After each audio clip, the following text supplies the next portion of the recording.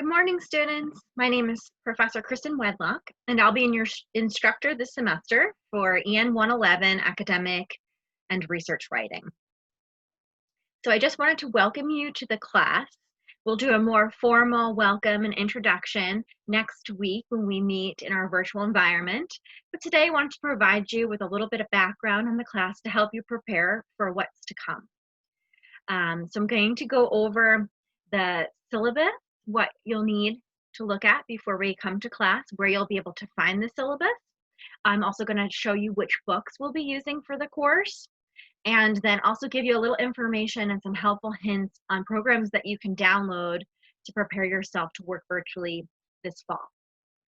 So the first thing, before I show you the syllabus or anything, I'm sure this is on your mind, is are we going to be meeting face-to-face or are we going to be meeting on the computer? So as of right now, this moment, we are going to be meeting virtually on the computer. We're not ready for face-to-face yet. New Jersey is still in phase 2, so it's been deemed unsafe for large groups to meet in enclosed areas.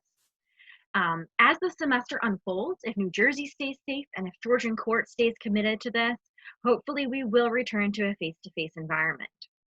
So for today, and for the syllabus that I have prepared and I'm sending to you, we're going to assume that all of it is going to be virtual.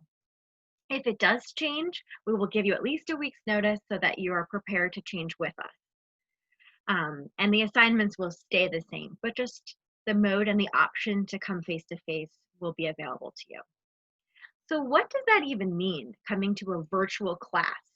You may have seen all kinds of designations in your self-service.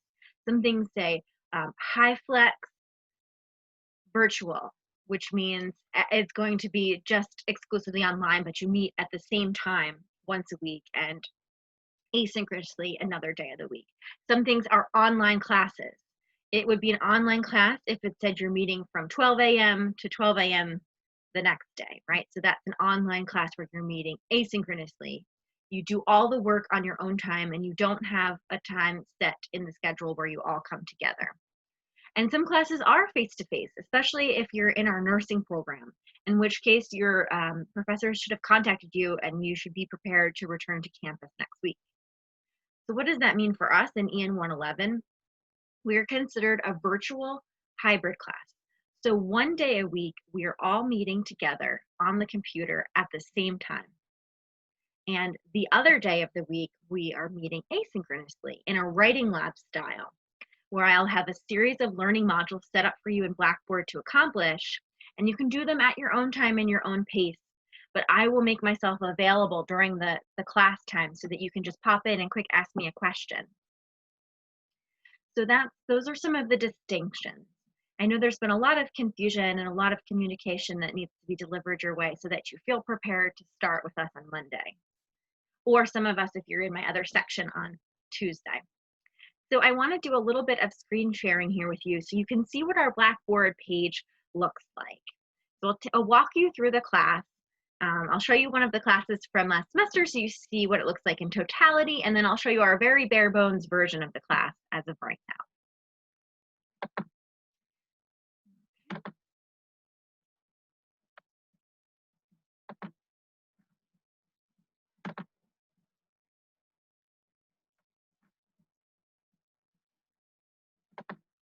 Okay, and so this is our Blackboard shell right now as it appears. This is what's available to you, what you should be able to see. I'm going to go through what some of these functions are and how we're going to be using them. So the announcements tool, this is the default for our Blackboard page. It will always open up to announcements. And if you're opening Blackboard on your smartphone, you might notice that you just see the announcements and you don't see what's happening on the other side.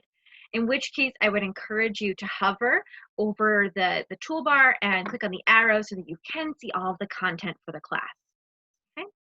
Now, if something happens and I need to communicate with you quickly, I change a deadline, I change what you need to bring to class, there's something new that happens on campus, those emergency type things I will put as an announcement, but also supplements to the material, some exciting things that might be going on campus, things that exist outside of the class but would support your learning. Those can also come to you in the form of announcements. When the announcement is created here, it also automatically goes to your Georgian Court email. So your Georgian Court email is the place you want to keep checking for all of this information. The syllabus, course outline, and book list, that's our next folder that you should become familiar with. Okay? So when you click on any of the folders, it opens up all the materials for you in there. So you may be thinking, okay, well, what books do I need for this class? And how and where do I pick them up? So the book that we are requiring for the course this semester is called the Little Seagull Handbook. And this is one of those purchases that you will want to keep for your 4 or 5 years at Georgian Court, because it has all of the different types of documentation, MLA, APA, Chicago, so no matter what class you're in, you have a resource to go back to. It also has a lot of reference material in the context of grammar. So if you're getting feedback on papers, figure out that comma splice. You can always go back to Little Seagull and decode that information, and it will help you with your papers in our class, but hopefully beyond, even when you move to your 300 level courses. So this Little Seagull Handbook, you can buy it at the Georgian Court bookstore. Right now they're doing curbside delivery, so you can order it through the school's bookstore and pick it up when it's available to you. You can also purchase it directly through Norton. And I've included the link here where it says Inquisitive if you want to purchase it through Norton. So if you purchase it at the bookstore and or through Norton, make sure you get what's called the Inquisitive Package. The Inquisitive Package is the online grammar tool that we'll be using this semester. I will not sit here and give grammar lectures, but we still need refreshers. So we will be using this Inquisitive tool to supplement that information, okay? Now, if you purchase this book on Amazon, it often does not come with a unique Inquisitive tool code, and then you wind up paying an extra $15 to get it. So you think you're getting a discount by buying the book there, but you don't get the code you need. So money-wise, it doesn't work out for you. So I'm going to encourage you to either get this Little Seagull from our school's bookstore, or to click directly on this link from Norton.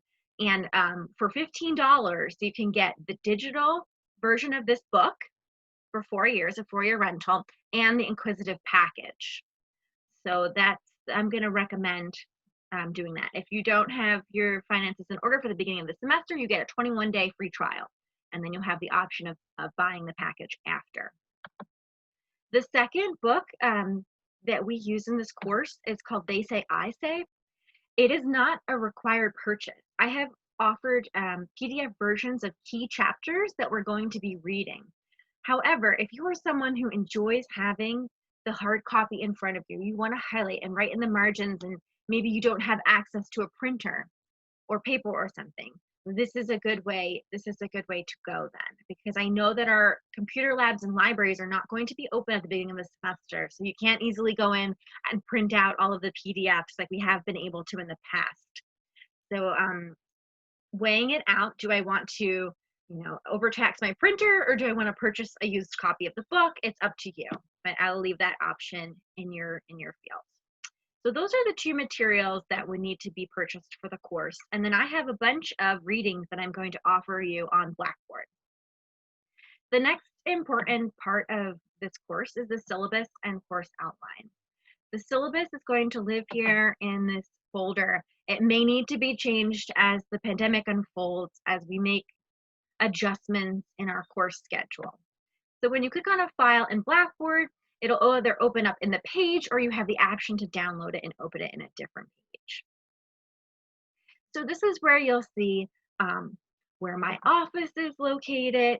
It's actually in Jeffries Hall 219. I will not be working in the office at the beginning part of the semester. I won't return until the school does open face-to-face. Therefore, my office phone will take me longer to get back to you. So if you email me, that's my preferred method of communication. I'll be hosting virtual office hours. These office hours listed here are the ones that I'm guaranteed to be available to you. I do have availability outside of these hours, but we would need to schedule it through email and find a set time. When you want to make an appointment, you click on this link here. It will send you to this Acuity account, and you'll be able to select a time if you want a 15-minute window or a 30-minute window.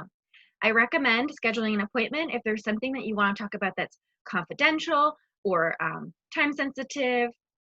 Then I would make the appointment so that I can be prepared to open a private forum if you need to step into it. If you just want to drop in, you have a quick question about something, or you just need to catch me and you don't have time to schedule an appointment, then I would use the Blackboard Collaborate link and just drop in during one of these scheduled hours. Okay? So for this class, you'll be relying heavily on Blackboard. So we want to make sure you're comfortable with it. There are some student resources on how to get used to Blackboard, and so we'll keep updating that site. And if there's any help that you need with that, please feel free to reach out through email. So what is this course about? This course, exactly what the title says, it's about academic writing and research. So the type of academic writing that we'll start with is reflective writing. We'll transition into expository writing and then do some analysis writing. We'll conclude the semester with a research project that will require you to use the library databases as well as some primary source gathering. So those are our modalities for how we're going to assess this class and the types of writing styles that we'll be using within the class. Something important to note is that you have to earn a C or better in this class to have it count as your general education requirement. So stay on top of your grades as we go through the semester, and if you feel like you're going to be on the borderline, I will let you know, and you should also reach out to me if you're worried about that. So listed in the syllabus are the goals that we have set for this course and the outcomes and how they align to the larger institutional goals. So what it is that we're trying to accomplish here. It's no surprise that we want you to have competence in your academic writing skills. So what does that mean? It means being able to organize your ideas clearly, to make rhetorical choices appropriate to the assignment and the audience and rhetorical situation that you're encountering, to have some sense of awareness of the grammar mechanics and the documentation style that you should be working in. It also means creating a writing process so that every time you encounter the page, you have a tool that you can fall back on. You have a process or a routine or a practice so that you're not just staring at the blinking screen. And we test this primarily by looking at the final research paper, which includes all of these skills as they have been reinforced throughout the course of the semester. We also require our students to demonstrate competence and information literacy. And so you'll see in the grading as we move through this syllabus that you will have a research skills learning module that you're graded on. And we want to make sure that you can use the databases, that you can evaluate sources, that you have tips for reading academic journal articles, and that you can also synthesize the information and use it in a writing context. That's our information literacy. Basically, we want you to be able to sift out the junky sources from the good sources and make decisions about how you'll frame and use these things. We also have an oral communication part of this course, so there will be a presentation at the end, and we'll work towards that. And because we're working in a virtual environment, there will be some mini presentations along the way that you'll do in groups and individually to help you become more confident and comfortable with speaking, especially about your research. Critical reading and critical thinking are the two criteria that we'll be looking at right from the beginning of the semester. So we're going to go over some tips for note-taking, for unpacking quotes and sources, for launching these bits of information in your writing. And we're hopefully going to engage with some critical reading materials you can get excited about. We've got a lot of different topics and sub areas that we can work with here. So what you can expect from me is that I will return feedback to you on your written pieces no more than 10 days after the due date. You can also expect to receive a reply from me through email or a phone message left during normal business hours, Monday through Friday, not including the weekends and holidays, within 48 hours or less. And so if you haven't heard from me within 48 hours or less, perhaps the email didn't go through, and then you should resend the communication. I'm going to have my virtual office hours, and so you can depend on me to be available to you during those times through right now virtually and through the phone, and when we move back to campus through face-to-face. Now I have expectations of you that you're going to submit your work on the due date, that you'll be completing both rough drafts and final drafts. I'll expect you to communicate to me ahead of time if you're unable to make a deadline so we can make arrangements for how you can best meet the demands of the assignment. And I will expect you to use the proper documentation style for the research or academic writing that you're doing. And if you're not using that style, then I'm going to assume that the paper is plagiarized. So those are our expectations for each other so we can create that contract right now. And in our class on Monday or Tuesday, depending which day you're starting, which section of mine you're in, we can talk more about this, and I hope you'll bring up more expectations that you have for me and more expectations that you would like me to have of you. Grading policy, you'll be primarily graded on the papers that you're producing for this class, but you will, so that will be comprised of 60% of your grade, but you will also receive a significant allotment of points, 40% of your grade, on the process it takes to deliver these papers. So we'll be writing a short, informal reflection essay at the beginning of the year. It's a very low stakes assignment to get you comfortable with thinking about writing as a conversation and building upon your ideas and the ideas of those around you. We'll transition into an expository essay where you're working on the skills of summarizing, paraphrasing, and quoting sources and framing them and getting them in conversation with each other. That will be worth a little bit more, 15%. As we transition into the analysis essay, that will also be worth 15%. We'll be building on these skills and adding to the summary, paraphrase, and quoting the critical thinking skills of analysis, synthesis, and evaluation, bringing that in.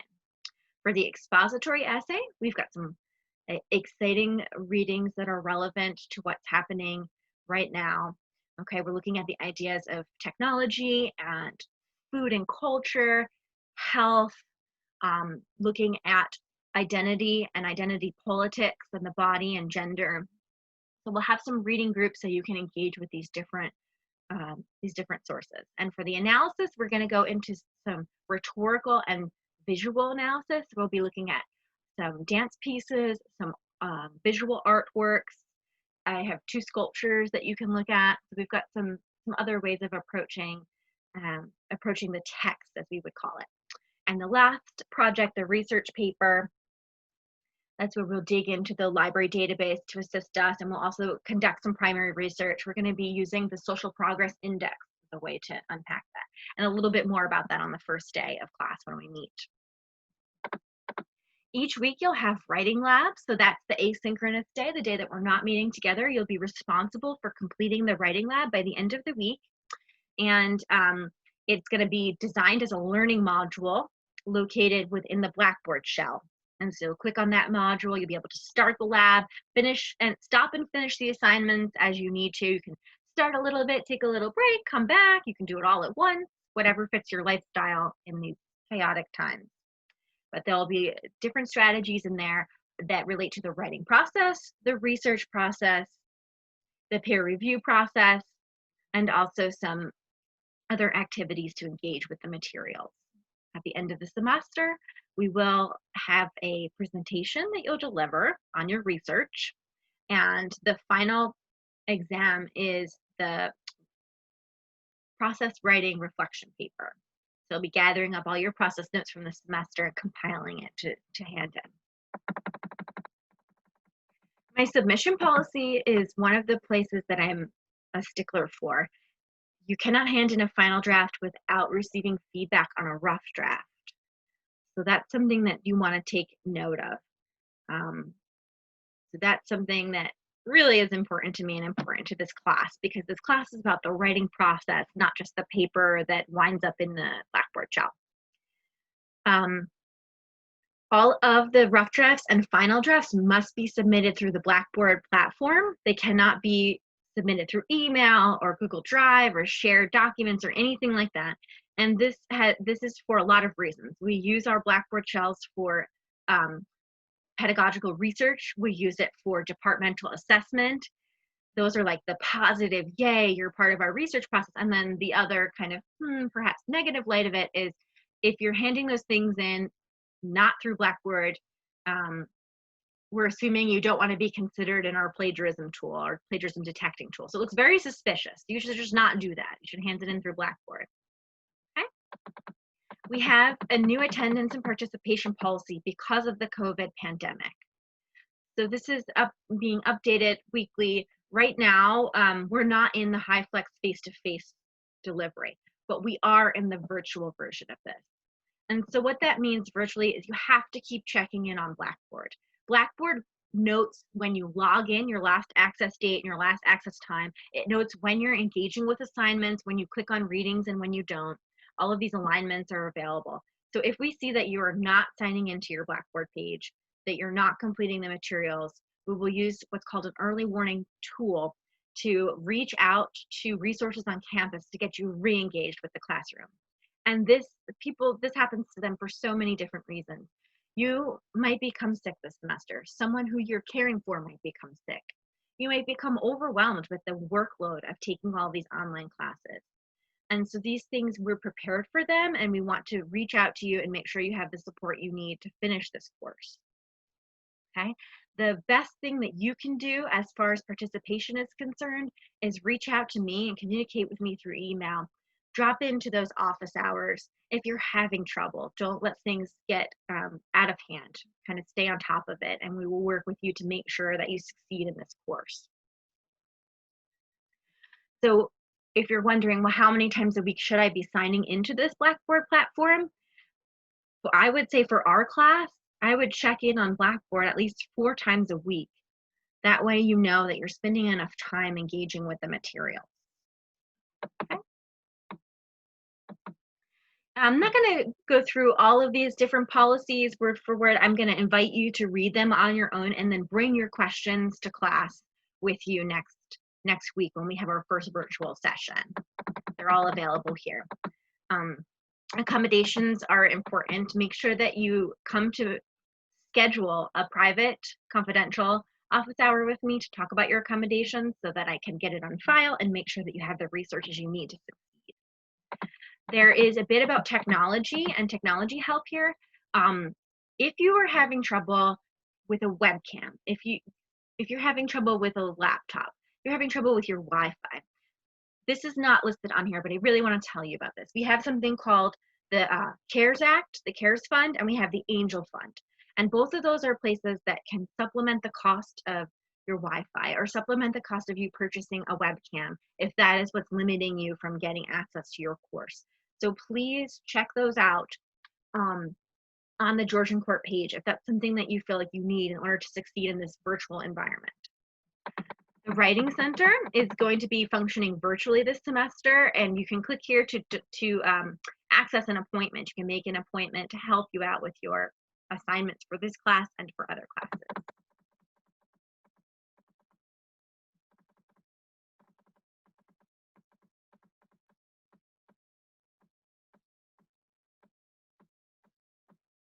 And this is a list of support services that these are active links that you can go to if you feel like you need some assistance with preparing your materials for the semester.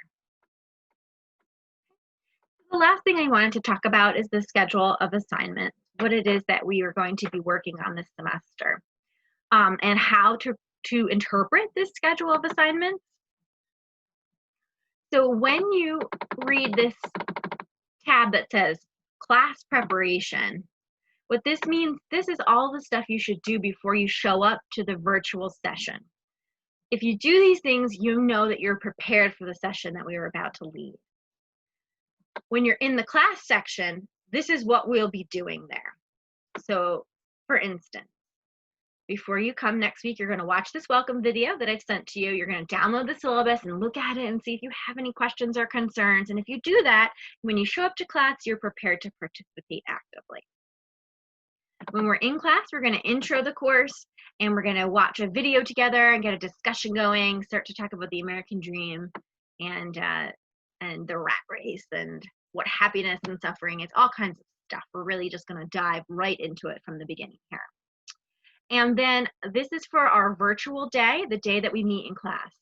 So if you're in my EN111 section 2, this is your Monday. If you are in my EN111 section 5, then you are my Tuesday bunch. If you are in my new seminary section, then you are also the Monday bunch. This lab is designed to be done after you attend the course, because there might be some information that we go over in the lecture that will support working on the lab materials.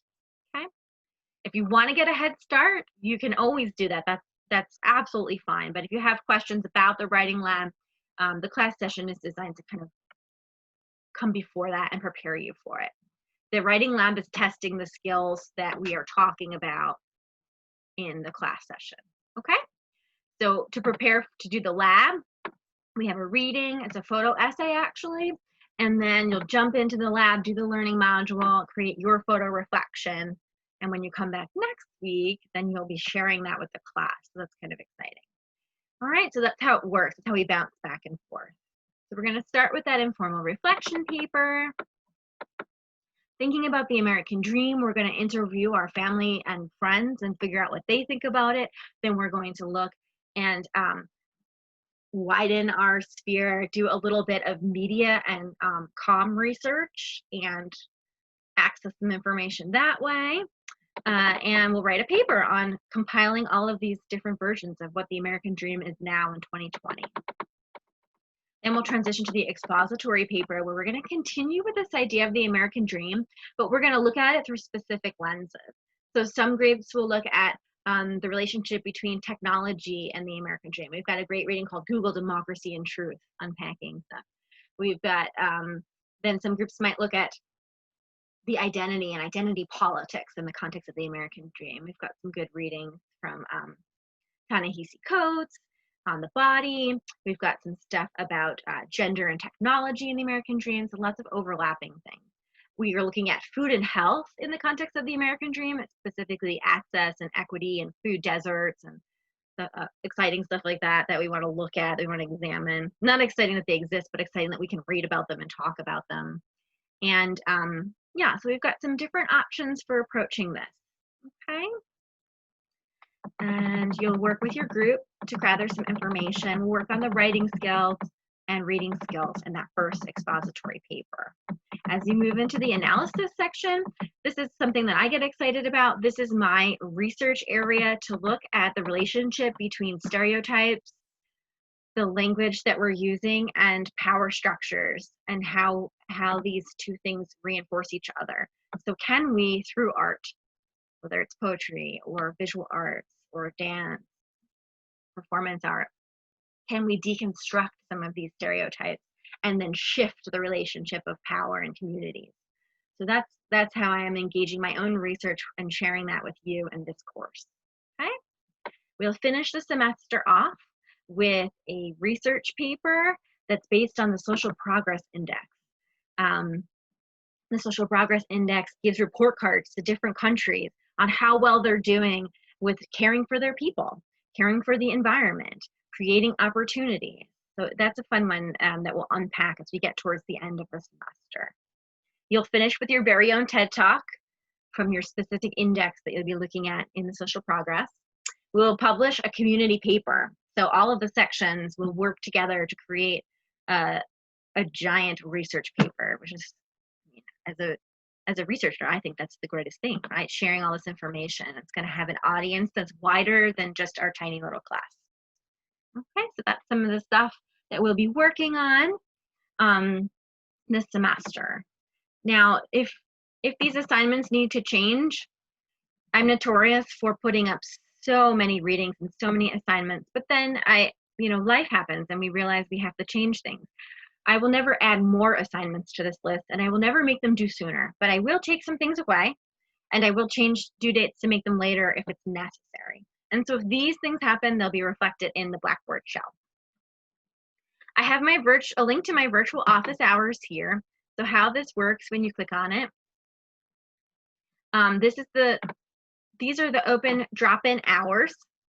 You can come in at any of these times. If you come in and someone else is already in there, it's going to kind of be like a wait your turn chat box mood. Just wait until the person is done with their session, sign in on the chat box, and then it will be your turn.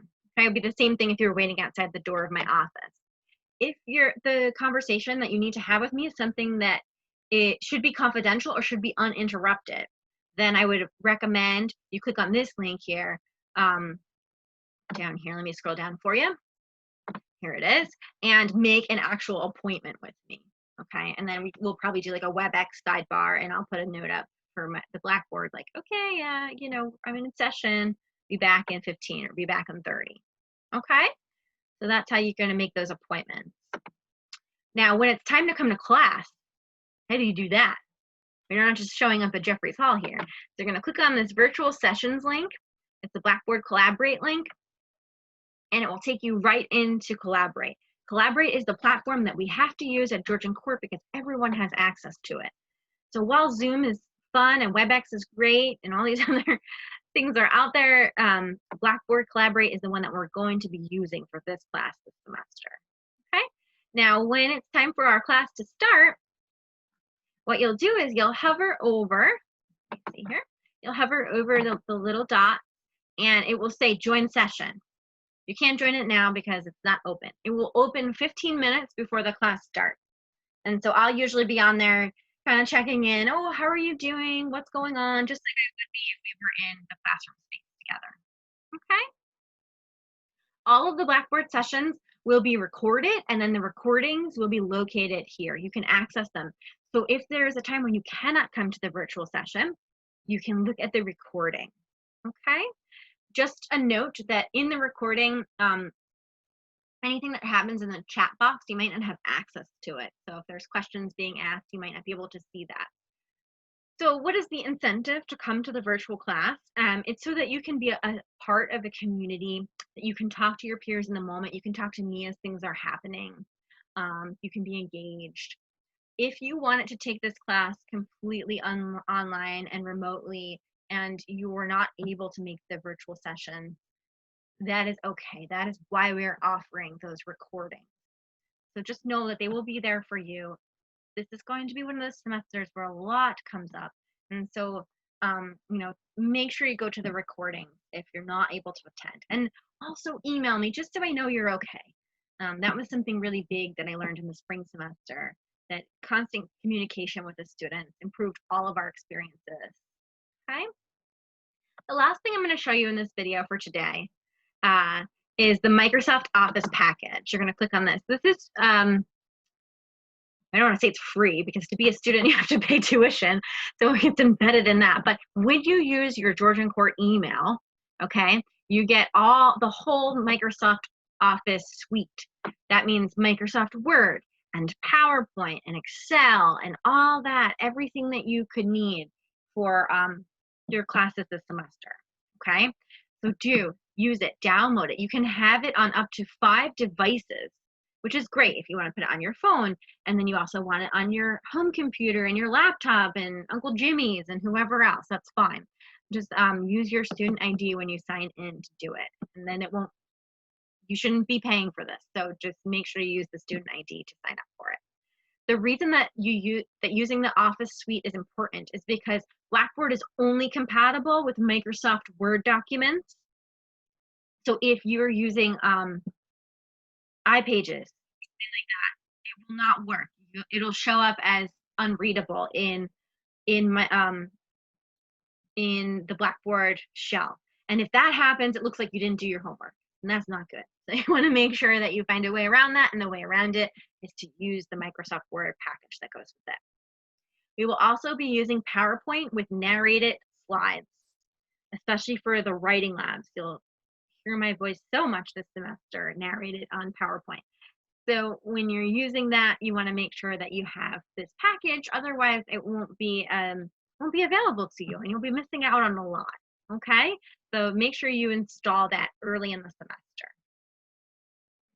So now I haven't unclicked, I haven't made this available yet, all of the lessons, still tweaking some stuff, but it will be up for you next week, and that will be exciting.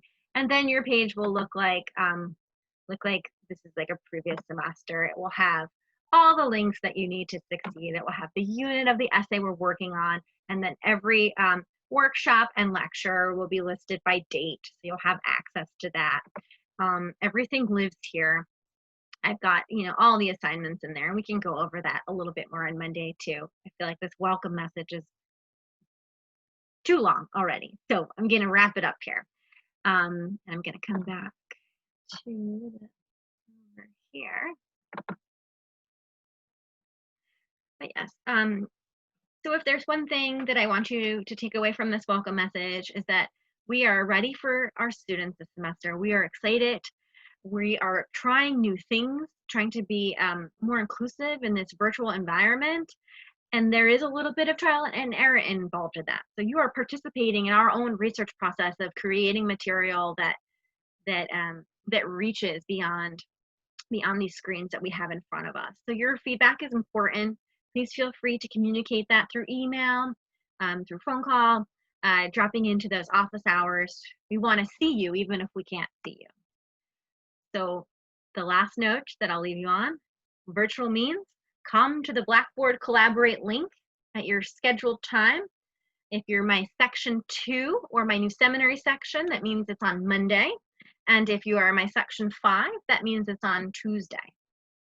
Okay, I look forward to meeting you next week. Enjoy your last weekend before you're very busy with all of this reading, and have a great orientation day today. Bye-bye, students.